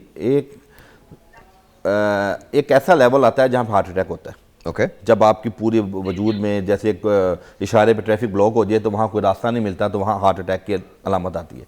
मैं लोगों से ये कहूँगा कि आप अपने आप को अल्टीमेटली समझ लें कि आप हार्ट पेशेंट हैं, जो हमारा लाइफस्टाइल है। उसके अंदर मेन चीज़ मैं आपको बताऊँ, अभी आपने जिक्र किया कि जो शुगर का पेशेंट है उसको हार्ट के जो सिम्टम है महसूस नहीं होते। उसका मेन वजह यह है कि शुगर के पेशेंट को जो हार्ट अटैक होता है वो बैक लोब ऑफ हार्ट से होता है, इसलिए उसको फील नहीं होता। उसकी बहुत एहतियात की ज़रूरत है। जो आम लोग हैं उनको चाहिए है कि सैर का एहतमाम करें। हमारे यहाँ अनफॉर्चुनेटली से सैर, जब दिल का मरीज हो जाता है तो फिर अपने ऊपर वो सैर करना जो है ना फ़र्ज समझता है, जबकि सैर करना, एक्सरसाइज करना, सैर व तफरीह करना, ठीक है, एक्सरसाइज करना, ये आप जो है ना हर सूरत में करना शुरू कर दें। दूसरी चीज़, दिल के आर्जे की जो मेन वजह है वो है रात का खाना खा के लोग वहीं पे आधा घंटा टीवी देखा और वहीं पे सो गए। आपका जो मतलब आप चाह रहे हैं हम पूरे मुल्क एज ए नेशन बदल जाएं, कुछ ना सर, अपने आप को बदलना पड़ेगा, वरना हमें ये हॉस्पिटल्स, हमारे इंस्टीट्यूट से ज़्यादा तालीमी फिर आपको हॉस्पिटल्स मिलेंगे। और आज भी आप कार्डियोलॉजी में जाके विजिट करें, एक बेड के ऊपर 2-2 लोग लेटे हुए हैं। सर जी, आप वो दौर देखें, मसाजिद के अंदर आप जाएं तो जितने लोग खड़े होकर नमाज पढ़ें उतने बैठ के पढ़ें। ये अलमिया है हमारे मुल्क का। हमें बहैसियत तबीब तमाम पैथिस वालों को, लोगों को अवेयरनेस पैदा करनी है। अच्छा, आप दूसरी चीज़ ये है कि आपने एक बड़ी प्यारी बात की कि हमारी बात सुन के आपने फौरी भागना नहीं है नुस्खों के ऊपर, बल्कि आप अपने जो रेलिवेंट मुआलिज हैं उनसे मशावरत करें। बिल्कुल। और इस हवाले से आका अलैहिस्सलाम ने भी उस दौर में एक साहबी को दिल का अर्जा हुआ और उस दौर के जय्यद तबीब थे हारिस बिन कल्दा। तो आप सल्लल्लाहु अलैहि वसल्लम जो है मोहसिन इंसानियत थे, आप खुद भी वो नुस्खा बता सकते थे, लेकिन बताया आपने, लेकिन आपने रेफर किया उस साहबी को कि 7 अजवा खजूर बिमा घुटली पीस के हारिस बिन हल्दा के पास जाओ, हारिस बिन कल्दा के पास, वो आपको देगा। ये 2 एलिमेंट है, एक आपने नुस्खा भी बता दिया, दूसरा आपने ये भी मैसेज दे दिया अवामुन अपनी उम्मत को कि सेल्फ मेडिकेशन से बचना है। सो हियर्स माय क्वेश्चन, क्या आपको लगता है कि दिल के दौरे की जो मेडिसिन है वो तिब में अवेलेबल है? अल्हम्दुलिल्लाह जी, मैं आपको बताता हूँ, हमारे यहाँ माशाल्लाह एक सफ़र जल बही का मुरब्बा है। हमारी तिब के अंदर दिल के हवाले से जो आका अलैहिस्सलाम की फरमुदात हैं और जो उन्होंने हमें कुछ चीज़ें बताई हैं वो निहायत मुआविन साबित होती हैं। और मैं समझता हूँ कि हिफ्ज़ मा तक़द्दुम, वो चीज़ें जो मैं आप नुस्खा बताने लगा हूँ, लोग इस्तेमाल करना शुरू कर दें, अल्लाह के हुक्म से वो दिल के आर्जे से महफूज रहेंगे। पहली चीज़ मुरब्बा बही, सफ़र जल का मुरब्बा, इसका इस्तेमाल करें, सुबह नहार मुँह, दिल को ताकत देता है। और जो डॉक्टर्स कहते हैं कि हमारा जो दिल है, कई पेशेंट्स ऐसे हैं जिनका दिल 20% काम कर रहा है, 15% पे आ गया, इसका कोई इलाज नहीं है, वहाँ मुरब्बा बही खाना शुरू कर दें और 40 दिन बाद वो अपना टेस्ट करवा लें, जो दिल 25% काम कर रहा है वो 50-60% पे आ जाएगा। आप ये कह रहे हैं कि अगर खुदा न करे कोई ऐसी सिचुएशन से गुजर रहा है जहां डॉक्टर्स मना कर देते हैं और ये कहते हैं कि जी अब इनका ऑपरेशन भी नहीं हो सकता किसी भी हाँ जी, एब्सोल्युटली, तो वो वहाँ तिब की अद्वियात से और तिब के जो नुस्खे हैं उनसे सहारा जरूर लें। एक हमारे ना लोगों में अवाम नास को मैं एक बड़ा अजीम तोहफा देना चाहता हूँ तिब दिल के वाले से। हमारे पास 3 ऐसी बीज हैं, एक है तुरंजबीन शीरी बीज है, और एक कासनी है, आम एक जड़ी बूटी है, पौधा है, उसका बीज, और एक चोप चीनी। इन तीनों को रात को भिगो के 1 गिलास पानी में रख दें और सुबह निहार मुंह इमली आलू बुखारे का इसमें 2 चम्मच मिला के पीना शुरू कर दें। जो लोगों की नालियां ब्लॉक हैं, इंजाइना का इशू है, कोलेस्ट्रॉल के इश्यूज हैं, दिल की वर्किंग में सिस्टोलिक डायस्टोलिक लेवल की अदम तवाज़ुन है, अल्लाह के हुक्म से ये कामयाब तरीन नुस्खा है। मेरा काम है लोगों में खैर बांटना और ये बेज़रर नुस्खा है। और मैं ये समझूंगा कि अगर एलोपैथिक में किसी चीज़ का इलाज नहीं है और हिकमत में वो उसकी सक्सेस रेशो ज़्यादा है, तो डॉक्टर्स को भी अपने पेशेंट्स को बहैसियत सदका जारिया बताना चाहिए, होम्योपैथिक वालों को भी ये नुस्खा बताना चाहिए। ये हमारा खानदानी नुस्खा है। और आप यकीन कीजिए, मैं दोबारा बता दूं, तुरंजबीन शीरी, तुख्मे कासनी और चोप चीनी, इसको आपने थोड़ा थोड़ा सा लेके भिगो देना है रात को, और सुबह निहार मुंह उसको छान के पुन के उसमें 2 चम्मच इमली आलू बुखारे का पानी मिलाएं, शरबत मिलाएं और वो इस्तेमाल कर लें। सिर्फ ये एक मशरूब है और ये 7 आपकी जो है ना बीज हैं और सेफ। अच्छा जी, जब मैं वापस आता हूं तो हम ब्लड प्रेशर के बारे में बात करेंगे और बात करेंगे ओबेसिटी के बारे में, बिकॉज ये दोनों चीज़ें ऐसी हैं जो जाहिर है हमारी इरेगुलर हैबिट्स हो गई हैं खाने के मामले में। हम रातों को ऑर्डर्स करते हैं, ऑर्डर्स करने के बाद 4-4 बजे तक जागते हैं, 4 बजे तक जागने के बाद फिर सो जाते हैं। एक ऐसे लाइफस्टाइल के अंदर हम गिरफ्तार हो गए जहां हमें फुर्सत नहीं मिलती इस मोबाइल फ़ोन से, और इस मोबाइल फ़ोन की वजह से हमारा जो एक्चुअल लाइफस्टाइल है वो बहुत ज़्यादा मुतासर हुआ है। इंसानी जो एनाटॉमी है वो बहुत डिफरेंट पाथ पे चल निकली है। आज से 100 साल के बाद humans are not going to be the way we are today. Humans में बहुत सारी तब्दीलियां आ जाएंगी। मैंने आपसे पहले भी कहा था, आप अगर जेनेटिक साइंसेस को देखें तो अब बच्चों की पैदाइश जो है, चाइल्ड बर्थ का जो कॉन्सेप्ट है वो बहुत डिफरेंट होने वाला है। आपको मालूम है कि ऐसे वूम्स तैयार हो गए, आर्टिफिशियल वूम्स तैयार हो गए जहां आप बच्चों को जाके ले सकेंगे। तो और ज़ाहिर है उसके एक्सपेरिमेंट्स जो हैं वो जारी हैं। आज से 20 साल बाद क्या चाइल्ड बर्थ जो अब हो रही है क्या ये बिल्कुल वैसी रहेगी? बात करेंगे ब्रेक के बाद। ऑलराइट जी, वंस अगेन वेलकम बैक। और ये बहुत सारे काम होते हैं जो साथ साथ आपके चल ही रहे होते हैं। Let's see how it works. हाँ, तो विल सी कि जी क्या होता है ज़िंदगी के अंदर, लाइफ के अंदर इसी तरह से काम चलते रहते हैं। मोबाइल के आने से जहाँ बहुत सारी चीज़ें बुरी हुई हैं, वहाँ बहुत सारी चीज़ें बेहतर भी हुई हैं, और ये अब आपका लाइफस्टाइल का एक लाजमी जुज़ बन गया है। मैं डॉक्टर आयशा की तरफ जाता हूँ। डॉक्टर साहबा, मुझे ये बताइएगा कि ओबेसिटी, इसका कितना ताल्लुक़ है हमारे ब्लड प्रेशर से? जी, मोटापे का जो है बिल्कुल डायरेक्ट ताल्लुक है। So if you are overweight तो आपको हाइपरटेंशन भी होगी, आपको हार्ट अटैक्स के भी वो होंगे, खदशात ज़्यादा बढ़ जाएंगे, and of course you will have diabetes. So सबसे पहले हाइपरटेंशन और डायबिटीज है, और फिर third like in the secondary phase actually आपको हार्ट अटैक्स का होता है। बल्कि बिफोर वी कंटिन्यू, थोड़ा सा मैं इस पे क्लैरिटी करूं। आपने एंड में वो बात बड़ी आपने कहा ना, कार्डियोमायोपैथी के हार्ट का वेंट्रिकल वो था, तो ये भी मैंने कहना है कि बहुत सा कोविड के बाद भी ये चीज हुई है, क्योंकि ये चीज पहले कंजेनिटल थी या उनका जिनका लॉन्ग स्टैंडिंग हाइपरटेंशन था। अब ये कोविड के बाद मेरे घर में ही मुलाजिम है जी, वो मैं इसलिए लोगों को आगाही देना चाह रही हूँ कि कोविड के बाद भी जो है ये कार्डियोमायोपैथी कहते हैं, हाइपरट्रॉफिक, और वो भी बहुत बढ़ गया है जी। Sorry for bringing this in, no, it's absolutely fine। मुझे ये बताइए, मोटापे का कितना ताल्लुक है, हमें कितना कॉन्शियस होना चाहिए अपने वेट के बारे में? जी, अब बहुत ज्यादा जी, हम अपने आप को बस बिल्कुल जाने देते हैं। आई थिंक कि 30 क्रॉस नहीं करते। यहाँ तो हमारे लोगों में ये रुझान है कि बस एंड ऑफ लाइफ हो गई है, बस जी अब बुढ़ापा आ गया and we are going to बस, दिस इज अ फैक्ट। और they just let themselves go. तो बहुत ज्यादा है जी। आई थिंक कि अगर वेट को ही कंट्रोल कर लें तो हम जिन सब चीजों की बातें कर रहे हैं उनको हम एटलीस्ट 20-30 इयर्स अहेड तो कर लेंगे। अच्छा, तो I think that's very. Doctor साहब, अभी आपने बात की कि व्हेन यू क्रॉस 35 और 40 you think the age is just absolutely done, अब आपका कोई मकसद नहीं रहा, आपकी शादी हो गई है, बच्चे हैं, और फिर हमारा ये कॉन्सेप्ट है कि पल ही जाएंगे, तो अगर हमें कुछ हो भी गया तो पल ही जाएंगे, और खामा के हम शेर बनने की कोशिश करते हैं कि नहीं कुछ नहीं हुआ मुझे, मैं तो ये बिहेवियर कैसे चेंज होगा? जी, बिहेवियर चेंज के लिए आई थिंक सबसे ज्यादा तो हमें आप लोगों की जरूरत है, बिकॉज जितना आप लोग जो है वो आपका इन्फ्लुएंस है माशाल्लाह, पॉजिटिव इन्फ्लुएंस है over people, and I think using you people and these programs instead of just giving the other talks you were talking about, I won't go into the depth of that. हम क्यों ना air time, radio time, दूसरा time हम ये करें, या कुछ YouTube या नेट पे ये वाली बातें करें। अभी जहां देखें, आई मीन एक बात हेल्थ की नहीं हो रही है, आपने तो बहुत कमाल कर दिया आजकल में, ये प्रोग्राम कर दिया। तो प्लीज अवेयरनेस, और आप अवेयरनेस करें तो वाकई लोग they listen and they adopt it. ये अच्छा, और डॉक्टर्स की एक्सेसिबिलिटी, जीपीस को अपग्रेड करना। अच्छा डॉक्टर साहब, एक और सवाल मेरा आपसे है। मैं इससे पहले एक प्रियम्बल थोड़ा सा दे दूं इस सवाल करने से पहले। मालिज का कितना हिस्सा होता है? मैंने रतन टाटा साहब का एक इंटरव्यू देखा जिसमें उन्होंने एक एग्जाम्पल दी थी और मुझे वो बहुत अच्छी लगी। उन्होंने कहा कि अच्छा, मैं चूँकि ख़ुद स्टूडेंट हूँ ह्यूमन बिहेवियर का, तो इसलिए मैं अब ये बात करने जा रहा हूँ। तो उन्होंने बड़ी ज़बरदस्त मिसाल दी। उन्होंने कहा जी 4 किस्म के डिफरेंट रैबिट्स को लिया गया और उन 4 रैबिट्स में इंड्यूस किया गया ऐसी दवाओं को जो कोलेस्ट्रॉल लेवल को बढ़ा देते हैं, लेकिन 3 सेट्स ऑफ रैबिट्स में कोलेस्ट्रॉल लेवल बढ़ गया और एक सेट ऑफ रैबिट्स जो थे, दवा उनको वही दी गई थी लेकिन उसमें कोलेस्ट्रॉल लेवल ने कुछ नहीं किया। तो जब दरियाफ्त हुआ, जब रिसर्च की गई, तो पता चला कि जिस मुआलिज ने चौथे सेट ऑफ रैबिट्स को लिया था उसने बड़े प्यार से उनको रखा था और बहुत प्यार से वो दवा पिलाया करता था, बहुत प्यार से। तो वो and this is on YouTube is well. तो हम इसे बिहेवियरल साइंस के अंदर प्लेसिबो इफेक्ट कहते हैं, एलोपैथिक में कुछ भी कहा जा सकता है। बट टेल मी कि ये कितना फैक्टर, बिकॉज मैं ये देखता हूँ कि हर चीज़ बहुत ज़्यादा कमर्शियल हो गई है।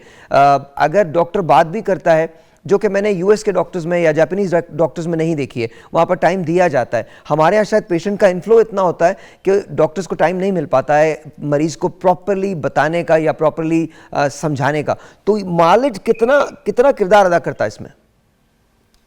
जी, बहुत ज़्यादा। मैं खुद पहले ऑनेस्टली इतनी बिलीवर नहीं थी, but after 25 years of experience मैंने देखा है कि दोज पेशेंट्स, अब मैं कैंसर पेशेंट्स की फॉर एग्जांपल बात कर रही हूँ, जिनको मैं टाइम देती हूँ और जिनका वो है, वो अपने रेगुलर चेकअप्स के लिए आते हैं, वो अपना ज़रा भी चीज़ हो वो शेयर करते हैं और मुझे तो पता चल जाता है scientifically weather that's actually significant और नॉट।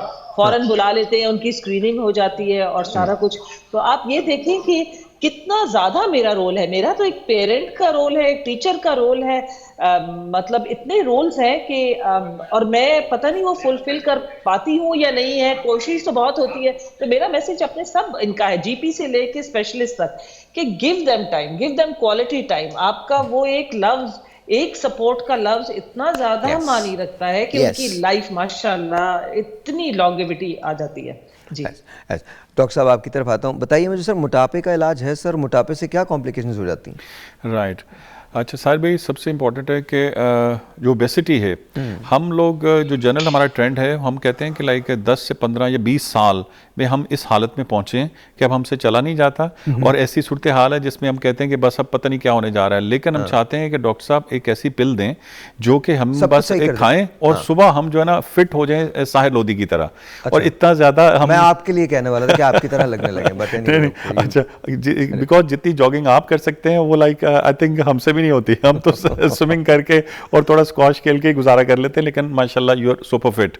अच्छा, इसमें देखें दो चीज़ें, इसको लाइफस्टाइल के तौर पे अगर ले लें, और बच्चों को भी, हम अपने बच्चों की एजुकेशन पे इतना पैसा स्पेंड करते हैं, लेकिन वो सिर्फ एजुकेशन जो कि सिर्फ मार्क्स ले और कुछ उनको जॉब दे। भाई एजुकेशन में health education is the very important like के फैक्टर। एक चीज बच्चों को हमें स्टार्ट से ही करना चाहिए, लेकिन वो तब होगा जब पेरेंट्स को खुद समझ होगी। एक चीज, अब इसमें देखिए लाइफस्टाइल जब तक आप चेंज नहीं करेंगे कुछ नहीं होगा। जितना हम अवेयरनेस देते हैं इस पॉइंट ऑफ व्यू से भी, आपके थ्रू भी, कि सूरज की रोशनी के साथ आप अपने खाने को ले आए, फॉर गॉड सेक, ठीक है। जब आप सुबह उनकी सूरज की रोशनी होती है, उस वक्त आप, हमारे मुल्क में अक्सर खाना सूरज की रोशनी के बाद होता है जी, और उसके बाद जो आपका डिनर है, मैं सियासी खाने की बात, बिल्कुल ठीक है, और डिनर जो है वो आपको सूरज की रोशनी के साथ ले लेना चाहिए। अगर आप, जैसे हमारी इनकी बहुत ज्यादा, हम बार बार इसका जिक्र करते हैं कि बॉडी को डिटॉक्सिफाई करना सबसे इंपॉर्टेंट है। अगर आप ये जितने हार्ट के इश्यूज हैं, डायबिटीज के इश्यूज हैं, दूसरे इश्यूज हैं, वो सब का, बीपी का इशू है, वो सब का इशू है आपके बॉडी जो है उसमें टॉक्सिन जब भर जाते हैं, डिटॉक्सिफाई नहीं कर पाते आप अपनी बॉडी को। अच्छा, बॉडी और माइंड, हम जहन को बिल्कुल छोड़ देते हैं, हम समझते हैं कि सिर्फ बॉडी को डिटॉक्सिफाई करना, वो जहन पे ही लूंगा जी के, और बॉडी एंड माइंड की डिटॉक्सिफिकेशन इंतहाई ज्यादा इंपॉर्टेंट है और डेली बेसिस पे करना पड़ती है। जैसे हम बताते हैं रात 11 से 3 बजे तक आपने टाइट सही स्लीप लेनी है। अगर आप नहीं लेंगे तो उस दिन की बॉडी डिटॉक्सिफाई नहीं होगी। लेकिन अगर आपने खाना रात को 11 बजे, 12 बजे या 1 बजे खाया है, तो भाई बॉडी क्या करेगी और उसके बाद आपका लिवर क्या करेगा और क्या होगा। अच्छा, यहाँ मैं आपसे थोड़ा सा डिसएग्री करता हूँ। अल्हम्दुलिल्लाह हम सोने के मामले में कमाल रखते हैं। अच्छा, पूरी कौम पिछले 75 साल से सोई भी है, तो कोई मसला नहीं है, बेहतरीन कर रहे हैं हम। और रही इसकी बात कि डिटॉक्सिफिकेशन, तो 75 सालों में तो नहीं हुई, अब देखते हैं क्या होता है। रही बात इसकी कि मोटापा, जी मैं ब्रेक ले रहा हूँ, वक्फा बस अब हमारे पास सिर्फ टेलीविज़न पे रह गया है, बाकी तो किसी को वक्फे पे यकीन ही नहीं है, ना तो पैसा कमाने के सिलसिले में और ना ही किसी और चीज़ में। ब्रेक लेते हैं, ब्रेक के बाद।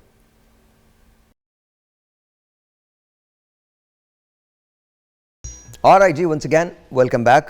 मैं जब बड़ा हो रहा था तो मैंने अक्सर ख़बरों में सुनी थी पाकिस्तान एक नाजुक दौर से गुज़र रहा है, एक नाजुक मोड़ से गुज़र रहा है। ये मोड़ हमारा कभी ख़त्म ही नहीं होने में आया। जब ये डिटॉक्सिफिकेशन की बात कर रहे थे तो मैं सोच रहा था कि हम क्यों नहीं कर पाए अब तक डिटॉक्सिफिकेशन। हमने कभी बिलीव ही नहीं किया, क्योंकि हमें एहसास ही नहीं हुआ कि हमें पाकिस्तान की ज़रूरत है। प्लीज़ मेक श्योर कीजिए कि आपको एहसास हो जाए कि जिस तरह से आपको आपकी ज़रूरत है, इसी तरह से आपको पाकिस्तान की भी ज़रूरत है। आप उन लोगों से जाके पूछिए जो इस वक्त जंगें लड़ रहे हैं, बराबर में कश्मीर है, सोचिए, फ़लस्तीन देख लीजिए। लेकिन ये सिर्फ उस सूरत में होगा जब आप अपनी ज़िंदगी में डिसिप्लिन लाएंगे, जब आप अपनी तरजीहात को चेंज करेंगे। We all have to change. अगर आप दस्तक हो रही है, if you don't open the door, it's going to be late, going to be very late. Anyways sir, मोटापे का इलाज है सर हिकमत में, ये बताएं सर, कुछ ऐसा कोई फकी वकी दें सर, बंदा बिल्कुल एकदम स्लिम हो जाए, आपकी तरह लगने लगे सर, बहुत चमक आ जाए सर चेहरे पे, ग्लो आ जाए। जी जी साहिर भाई, बेसिकली देखें, मोटापे के बारे में एक बड़ा मकूला मशहूर है कि दस्तरखान ही आपको संवारता भी है और दस्तरखान ही आपको बिगाड़ता भी है, आपकी सेहत को। ये एक मकूला है। तो हम अगर बिगड़े हुए लोग हैं तो दस्तरखान की वजह से, ऑब्वियसली हम कैलकुलेशन के साथ, देखें, हम पैसा कमाने के लिए कैलकुलेटर यूज़ करते हैं, सेहत के लिए कैलकुलेशन नहीं करते। आपकी बॉडी के अंदर जो रिक्वायर्ड कैलोरीज है, अगर आप उसके अकॉर्डिंगली चलेंगे और आपकी बॉडी BMI जो आपका हाइट और वेट का आपस में एक लेवल है जो उसको देख के चलेंगे तो यकीनन मोटापा नहीं होगा। अच्छा, एक चीज़ और बताऊँ आपको, 2 चीज़ें हैं, एक जेनेटिकली ओबेसिटी है और एक नॉन जेनेटिक। जेनेटिक ओबेसिटी जो ख़ानदानी तौर पे मोटे लोग हैं वो बज़ाहिर तो शायद आपको मोटे लगेंगे लेकिन हेल्थ वाइज वो बीमार नहीं होते, उनकी शरीयानों में तंगी नहीं होती। यार वैसे आप बातें बड़ी कमाल करते हैं जी। मतलब सियासत से लेकर मोटापा तक मुरूसियत है। मैं आपको बता रहा हूँ जो मुरूसी मोटापा होगा ना वो बेहतरीन बात है ना, मतलब आप चेक करें ना, मतलब सियासी मतलब हम आप यकीन कीजिए कई पेशेंट आते हैं जिनका 110-120 kg वेट है। हाँ जी। हम उनकी नब्ज देखते हैं, उनका कोलेस्ट्रॉल लेवल नॉर्मल है। सर लेकिन ऐसा क्यों होता है? बरमला कहते हैं उनको। सर पेशेंट आपसे एक फक्की खाता है और उसके बाद बोलता है मेरा वेट कम क्यों नहीं हो रहा, ऐसा ये क्या वजह है? 14 रीजन है। हाँ। मैं आपको बताऊं, 14 रीजन है ओबेसिटी मोटापा होने की इंटरनेशनली 14 रीजन है। ओके। जिसके अंदर कॉन्स्टिपेशन से भी मोटापा होता है। ओके। पॉलिसिस्टिक ओवरी से भी मोटापा होता है खवातीन में। वाटर टेंशन जिसका ब्रेन स्ट्रेस के साथ ताल्लुक है। आपकी बॉडी में जब आपके हार्मोन्स कार्टिसोल आपका मुदाफियाती निज़ाम मजबूत करता है, लेकिन हालत स्ट्रेस के अंदर तो स्ट्रेस की वजह से भी आप मोटे हो जाते हैं, आप ज्यादा खाने लगते हैं, वो आपके मजाज के बरखिलाफ काम करता है। हाँ। इसी तरह ओवर ईटिंग, लाइफस्टाइल सेडेंटरी, आपके जेनेटिकली इश्यूज भी इसमें आता है 14 रीजन में। यानी आपकी बहुत सी वजूहात हैं, लेकिन हमारा ये एक अलमिया है, मैं बार बार लोगों को बात करता हूँ कि एक मोटापे की दवाई टेलीविजन पे या अखबार में किसी ने पढ़ ली है। हाँ। तो वो 1 लाख मरीज वो दवाई इस्तेमाल करना चाहता है, क्या वो 1 लाख मरीज उन 14 जो रीजन है उसमें पूरा उतरता है? ओके। तो ये मॉलिज का काम है कि वो उसके अकॉर्डिंगली से तो मॉलिज के पास तो जाते ही नहीं ना, हम खुद मॉलिज बन जाते हैं। मेडिकेशन से लोग निकलेंगे, अपने मौली से मशवरा करेंगे तो मोटापा बेहतर होगा। हाँ। अच्छा, एक चीज उसमें बताऊंगा, मोटापे के अंदर अल्लाह के नबी ने फरमाया कि 3 आप हिस्से रख के खाना खाएं। पहली शर्त हमारी ये कि जब हम खाना खाते हैं तो एक हिस्सा गज़ा का, एक हिस्सा पानी का और तीसरा हिस्सा हवा का है। ठीक है। लेकिन अनफॉर्चुनेटली हम गज़ा के साथ तीनों से कवर कर लेते हैं और ये हमारी ये एसोफेगस तक फुल हो जाती है, तो हम खाना खाना हजम कैसे होगा? नहीं सर, उसके लिए ग्रीन टी है ना। हमारे यहाँ तो एक कॉन्सेप्ट ही बड़ा अजीब है, ये मैंने पाकिस्तान में देखा है कि जी आप जितना मर्जी खाना खा लें, ग्रीन टी खाएं, लोग कहते हैं पिघल जाएगा। कैसे पिघल जाएगा?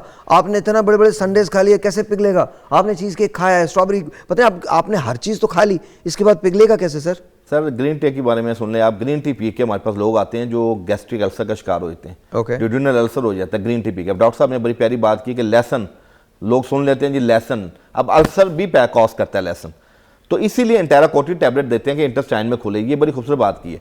मैं ये कहूँगा कि लोग अपना लाइफस्टाइल बेहतर करें। इसके अंदर हमारे यहाँ देखें, हमारी हर कुदरत की बनाई हुई चीज़ को अल्टरनेटिव केमिकल ने उसकी जगह ले ली। ठीक है। पहले वक्त में लोग खाने के साथ पुदीने की चटनी खाते थे। जी जी। ठीक है, वो खाना हजम भी करती थी और आपको गैस ब्लॉटिंग नहीं होने देते थे। अब आप देख लें, अब वो केचप्स आ गए हैं, मुख्तलिफ किस्म की चटनियाँ आ गई हैं, केमिकल्स आ गए हैं। आप बर्बाद करना चाहते हैं। इसी तरह सुबह में नाश्ते में आप दुकानें उगाने बंद कर दें, चले जाएं, घर चले जाएं। नहीं, घर ना जाएं, लेकिन आपको हर सूरत में ऑर्गेनिक सेहत के लिए ऑर्गेनिक फूड की तरफ आना है। ठीक, मैं तो ये बस ठीक है। एक ब्रेक लेते हैं जी। ब्रेक के बाद डिप्रेशन के बारे में बात, लेकिन मुख्तसर बात होगी। तीनों लोगों से मैं जानना चाहूँगा डिप्रेशन का इलाज क्या है और डिप्रेशन हमारे यहाँ होता क्यों है, इसकी कॉजेज़ क्या हैं, और एंड के अंदर हम इसको रैप करेंगे। छोटा सा ब्रेक है जी, मिलते हैं ब्रेक के बाद। ऑलराइट जी, once again welcome back. I am with Zahid भाई। जाहिद भाई अस्सलाम वालेकुम। अच्छा जी, आप भी तो कहते हैं ना कि ऑर्गेनिक फूड होना चाहिए, बिकॉज आपके यहाँ जितनी चीज़ें मैंने ऑर्गेनिक देखी, पक्की देसी देखी हैं, उतना कम ही लोगों में देखा मैंने। जी बिल्कुल 100% है। 100%। हमारी एक्चुअली ज़्यादातर चीज़ें बेक्ड हैं। बेक्ड है। अच्छा, ये क्या है आज? ये क्रिस्पी फिले रैप है।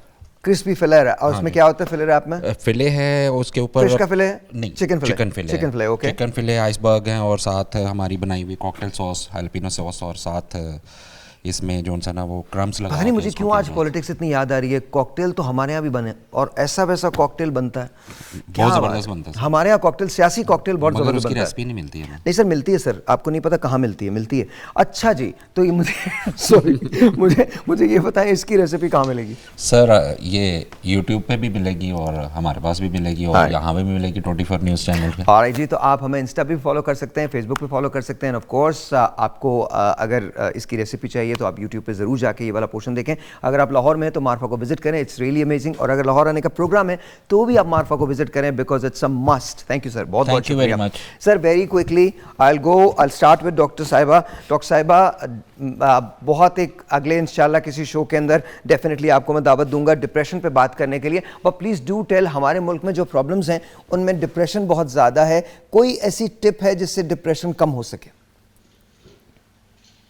I think जी exercise करना and making that part of your lifestyle, endorphins release होते हैं, you feel uplifted, that is the best way in our current situation, which means आप बेशक नॉर्मल घर से निकल के थोड़ी वॉक कर लें, half an hour walk a day even or something, और ये जी खुद करना पड़ेगा। Inflation and all these problems are worldwide, it's a problem. It's not only in Pakistan. So these socioeconomic and other things. So you have to just get on top of things, and taking time out for yourself is the best tip to get out of this vicious cycle.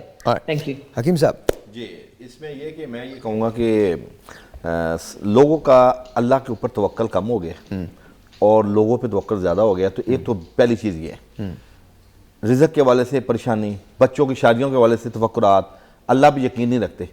तो मैं ये कहूँगा कि जी stress level, आप कुछ ऐसी चीज़ें हैं जिसकी जिम्मेदारी अल्लाह पाक ने लिया, आप अपने ऊपर ना लें। ठीक है। तो यकीनन आप जब दीन के करीब होंगे तो ये स्ट्रेस से आप दूर होंगे, निजात मिलेगी। Sir ji thank you very much. अच्छा, इसमें एक चीज़ है, सबसे पहले बच्चों को हम लोग सिंपली पूरी ज़िंदगी ये सिखाते हैं आपने जॉब कैसे लेनी है, पैसा कैसे कमाना है, उनको खुश रहना सिखाएं, एक चीज़। नंबर 2, एक मैं टिप देना चाहूँगा कि कैमोमिला टी जो है, राइट, ये आपको रेगुलरली मिल जाती है, तो वो अगर आप यूज़ करते हैं तो ये इस पॉइंट ऑफ व्यू से बहुत बेहतर है, आपको रात को बहुत पुरसकून नींद आएगी। प्लस एक और चीज़ जो कि अल्टरनेटिव मेडिसिन में, एक्यूप्रेशर में ये जो पॉइंट है, अगर ये एक ये दोनों हाथों के दरमियान यहाँ जो पॉइंट है, ये वाला, ठीक है, इसको अगर आप कैमरा दिखा सके तो इसको अगर आप रेगुलरली, ये स्ट्रेस और एंजाइटी के लिए ज़बरदस्त पॉइंट है, अगर इसको आप रेगुलरली प्रेस करते रहें, ठीक है, थोड़ी थोड़ी देर, तो ये एक बहुत बड़ा अच्छा पॉइंट है जिसके ज़रिए आप काम एंड कूल रह सकते हैं इस पॉइंट ऑफ व्यू से। जी, बहुत बहुत शुक्रिया, आप तीनों का बहुत शुक्रिया। थैंक यू डॉक्टर साहिबा, थैंक यू हकीम साहब, एंड थैंक यू डॉक्टर साहब, आपका बहुत बहुत शुक्रिया। मैंने मुख्तलिफ मकतब फ़िक्र को दावत दी थी, उसका रीज़न ये था कि अब आप ये कंप्लेन नहीं कर सकते कि अब आपके पास ऑप्शंस नहीं है। आपके पास हिकमत का भी ऑप्शन है, आपके पास होम्योपैथ का भी ऑप्शन है, और आपके पास एलोपैथ का भी ऑप्शन है। डिसाइड आपको करना है कि आप क्या करना चाहते हैं। प्लीज़ अपनी ज़िंदगी की हिफाजत कीजिए, बिकॉज़ एक लम्हा होता है जो इस तरफ होता है, या एक लम्हा आपको इस तरफ कर देता है। जाने वाला चला जाता है, लेकिन जो पीछे रह जाते हैं उनके लिए ज़िंदगी शायद मुश्किल हो जाती है। ख्याल कीजिए उनका जो आपसे प्यार करते हैं, और ख़ुद से भी प्यार करना सीखिए। प्रेफरेंस दीजिए अपने आप को, तरजीहात में, अपनी तरजीहात में अपनी सेहत को पहली तरजीह दीजिए। फिर मिलते हैं, तब तक के लिए खुदा हाफ़िज़।